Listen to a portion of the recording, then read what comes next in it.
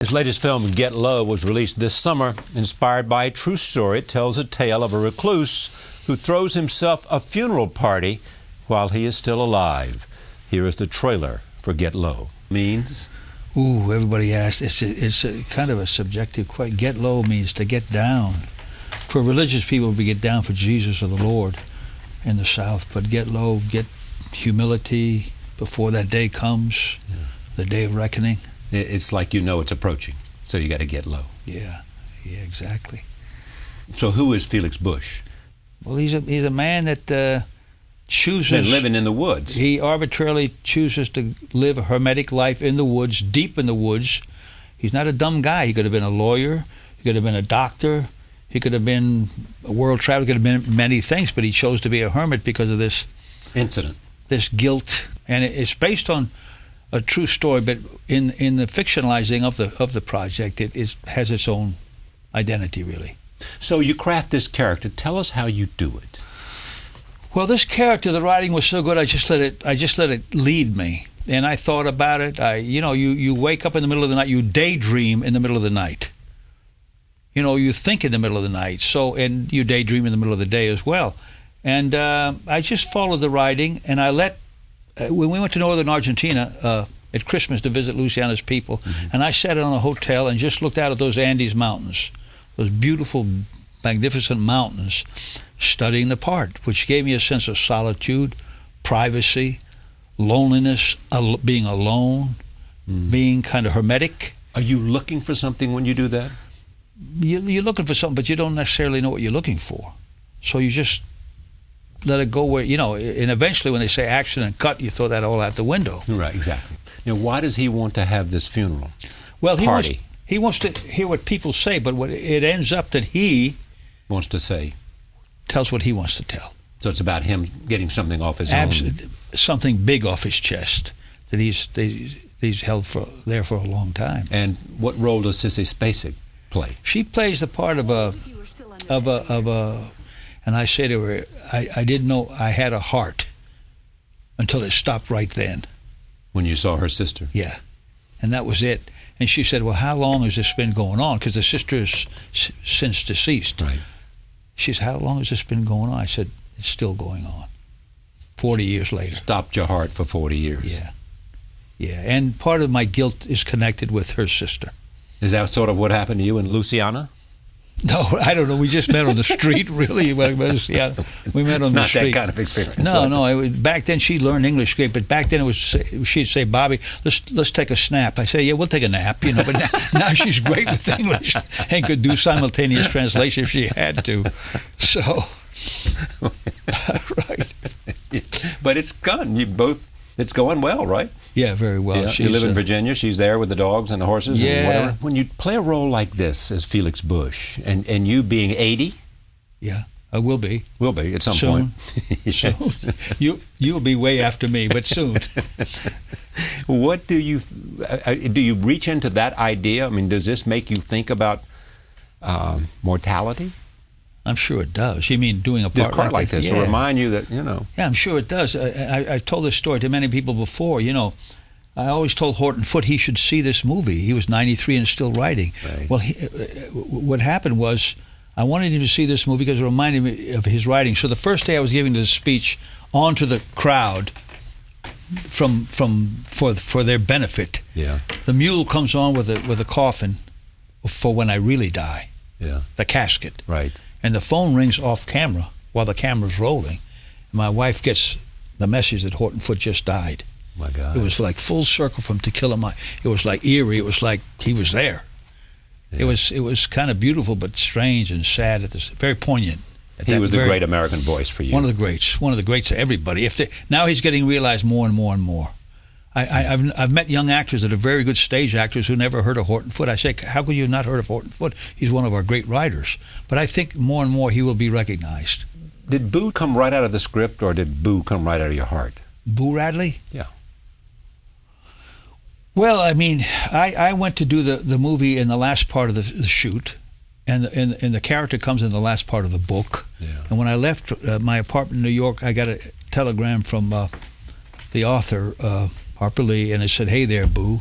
It was like a telegram, congratulations, doing the part. So I went to California, and I went on the set, and I was greeted by everyone. It was the end of the movie, the last 10 days, the end of the book, the last character. So it came on, and I just, Gregory Peck was a wonderful gentleman, very gracious man with a lot of grace.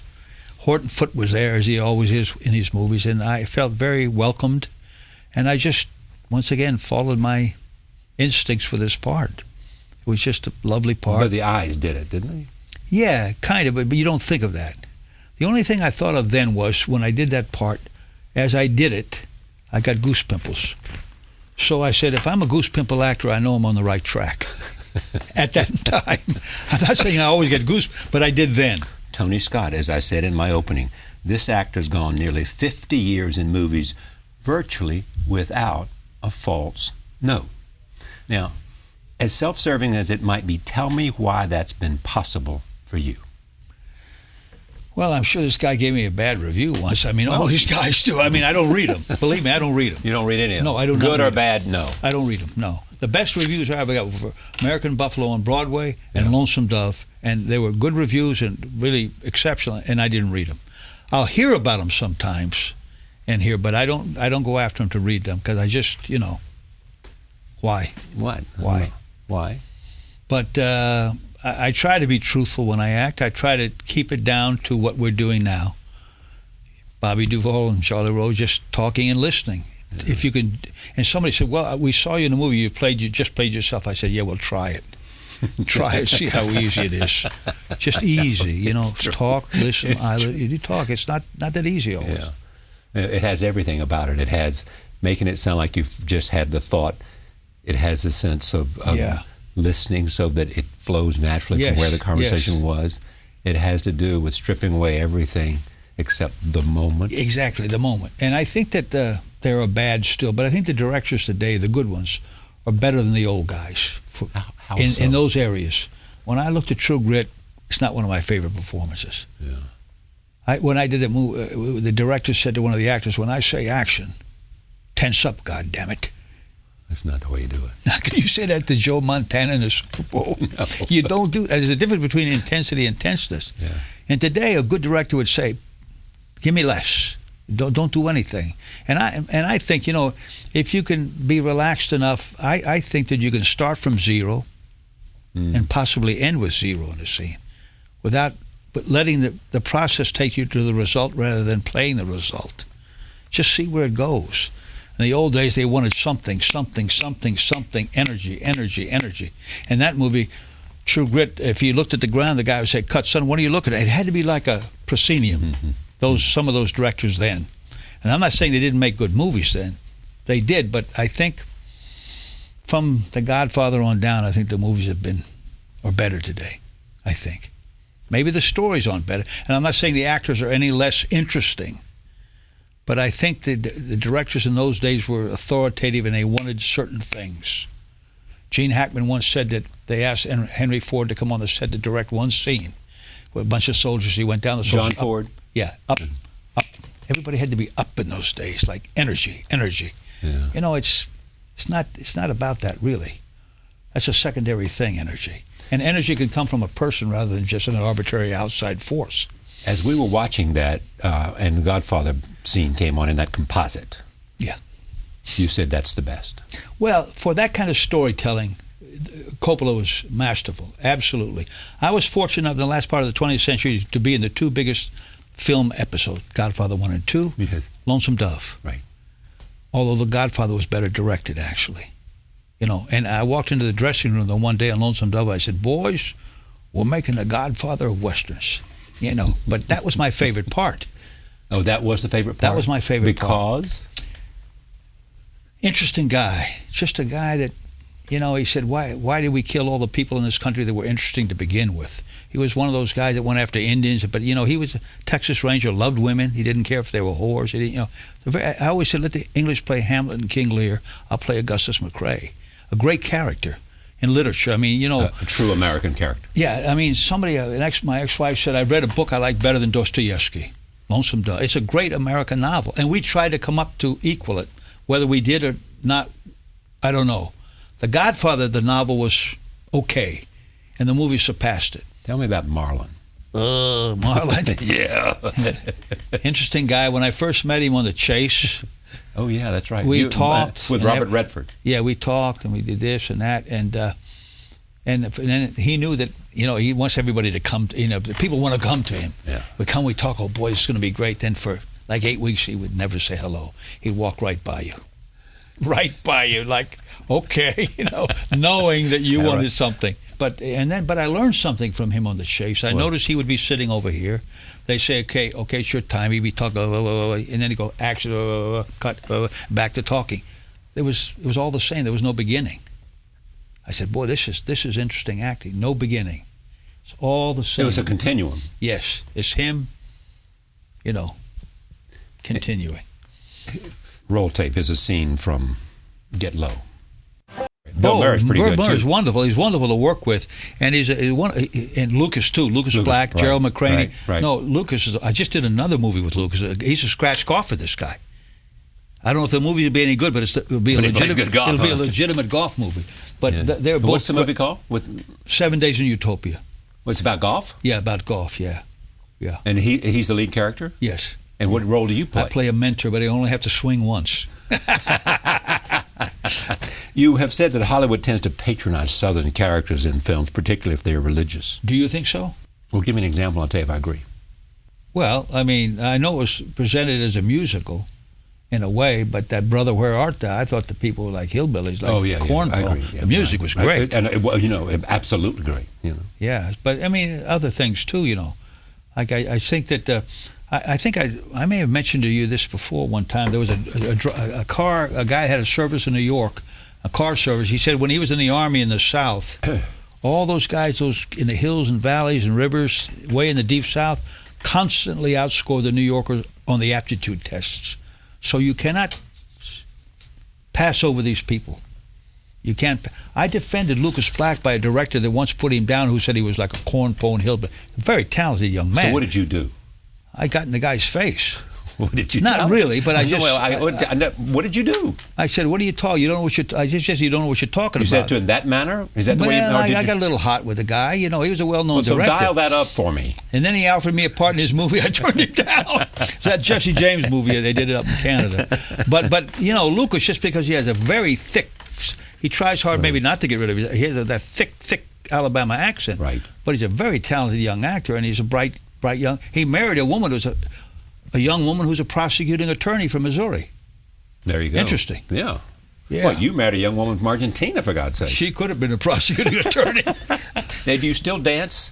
Socially. But last time I met you, you were, not last time I met you, but the last time I saw you in Argentina, in Buenos Aires, you were intense about it. We had a wonderful time down there. Yeah, it was nice. But I get a little inhibited down there because no matter how good they are down there, they criticize each other like crazy. Yeah.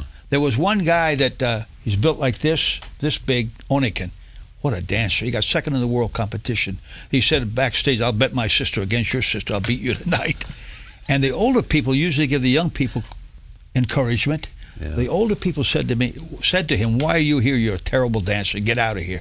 I mean, so it's a very strangely competitive, small world, the tango world in Buenos Aires. But you made that movie. What was it? Assassination Tango? Yeah. Why did you made that? Because that was something you wanted to do? Yeah, very much so. Yeah, Francis helped. Did you direct that yourself? Yeah, I directed it and wrote it. And Luciana, she stole the show. She was terrific. She was good, though. She was. She was terrific in it, yeah. This is what you said about becoming a character. You become the character, but it's really you turning yourself in a certain way, as if you've become the character. But you cannot lose sight of who and what you are. You have one set of emotions, one psyche, one soul, and you don't become another thing. Absolutely. I stand by that. Because it's acting. In the back of your head, Stanislavski said, don't know much about him, but he said in the back of your head, there's something that approves, not in the negative way, it approves of what you're doing. So it's acting. It's fun. Not becoming You do and you don't. Not really. I mean, you could say I became that character and you could be doing false acting.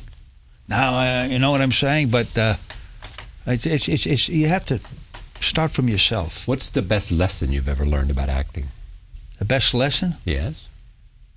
Well, I guess as good as Annie is when I said about Brando, you know, before the take, during the take, and after the take, there was the sameness, you know. So what about those people that stay in character on a set? God, oh my, they must wear them out. That would wear me out. When I did Get Low, the most important thing on the set is the chair for me. If I don't have my bed in the dressing room. So now the first day of Get Low, there was a dark room where I put my chair so I could sit down between takes.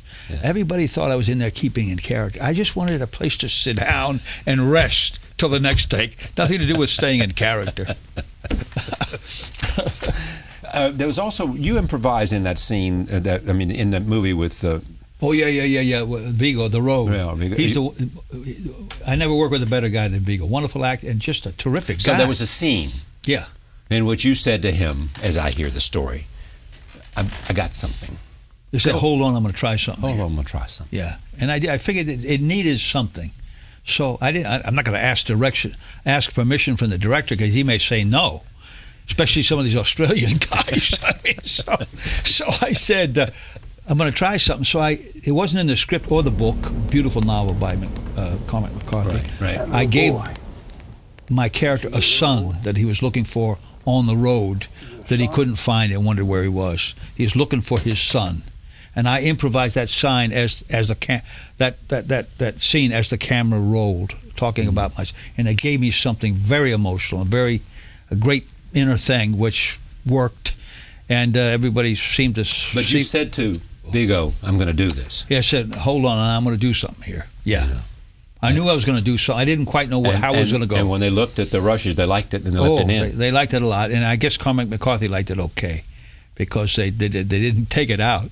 I thought, now I gave him a son, I should have given him a grandson. Cormac McCarthy must love you.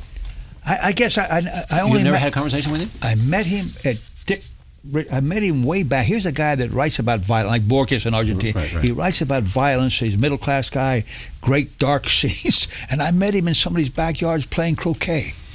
Croquet. Unbelievable. That's the only time I met him, way back. Did he say anything? No, this was a long time ago. He was a nice man. Yeah, very something about him. Did he come on when you were making the movie? No, I wanted to meet him. He never came on when I was there. He came on other scenes at other times of the This shooting. was Lonesome Dove. No, The Road. But you think Lonesome Dove is the best thing? For me, it was my favorite part. Yeah. I haven't seen it in a while. When I took out a part I did recently, I hadn't seen it in years, and I felt okay about it when I played Stalin. I felt okay. Well, the final scene with my daughter. Right. I don't think I can do any better. When I did certain things in it, and it was very unorganized with HBO over there. Nikita Mikhailkov, the father of Andrei Konchalovsky, and Nikita Mikhailkov was still living and was Stalin's poet. 8 times he wrote for him, and I never knew. They never introduced me to him for my research. But when he saw the movie, he really liked it and liked what I did. So that could be the best review I ever got, because he liked what I did as Stalin. That scene was as good as you ever were? Well, it was maybe. It was right up there, I think. I don't see my movies that often. I don't go back. You don't read the reviews, you don't see the movies. So well, I see them once. You're a moving on man. I like to, maybe go back. But I felt I really connected with something there. Name me 3 scenes that you have done in 50 years. 3 scenes. Well, one scene they said, "What would you say?" And it was. I give credit to Simon Windsor, the director, Lonesome Dove. He said, "You want to do one more take when we're hanging Jake Spoon." Mm-hmm. When I go down and each one we hang him, hit the horse, and then he spurs his own horse and hangs himself. And the take he asked me to do it was okay before that. It was like I had an emotional moment. Just something caught that I can't explain where it came from.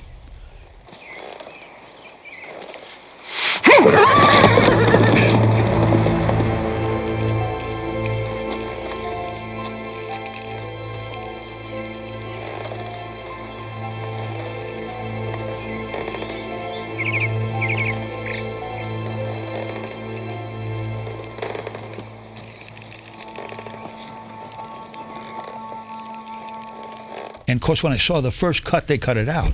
I said, if you don't put this back in. So they put it back in because I had read there was a Texas Ranger with all his men along the border. And when the leader of these Texas Rangers, he got shot in front of them. The men en masse wept at that moment. So these kinds of guys can have emotions that can happen like that. So that moment that I had when we hung Jake Spoon is a good moment. And then, there are other scenes I'd have to think about. Think about it. Yeah. Just give me one more. Maybe when I died in colors. Really? Just